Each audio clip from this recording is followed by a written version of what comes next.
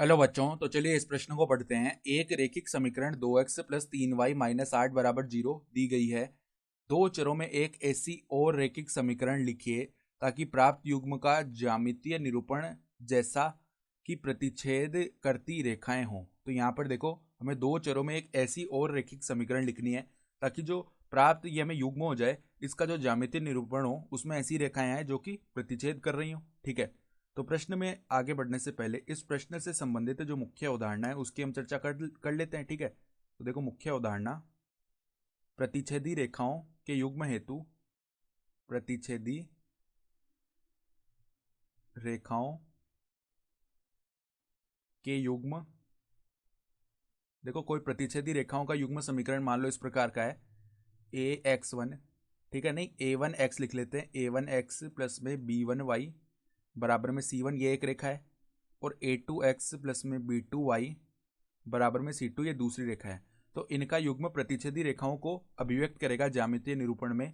अगर क्या होगा, देखो, अगर यहाँ से A1 बट्टा A2 इसका मान बराबर नहीं आए किसके, B1 बट्टा B2 के। ठीक है, अगर ये स्थिति आ रही है तो क्या होगा कि ये जो दोनों रेखाएं होंगी ये प्रतिच्छेदी होंगी। ठीक है, तो अब देखो, हमें एक जो समीकरण है रेखिक वो तो दिया हुआ है, 2x प्लस में 3y बराबर में 8 लिख लेते हैं, माइनस 8 को उस तरफ ले जाएंगे तो ठीक है। तो यहाँ से a1 का मान आ जाएगा 2 और b1 का मान आ जाएगा 3। तो हमें देखो a2 और b2 का मान बताना है, तो यहाँ पे देखो मान रखते हैं, तो 2 बट्टा में a2 बराबर नहीं होगा किसके, 3 बट्टा में b2 के।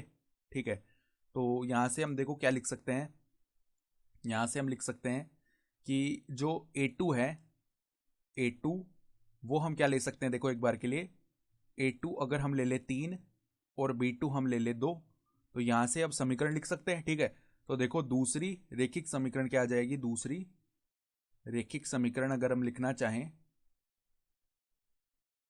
दूसरी रेखिक समीकरण किस प्रकार से लिख सकते हैं, देखो a2x यानी कि 3x, फिर प्लस में b2y यानी कि प्लस में 2y बराबर में c2, ये लिख सकते हैं। यहाँ पे देखो अचर का फर्क नहीं पड़ेगा, कोई भी अचर ले लो भली।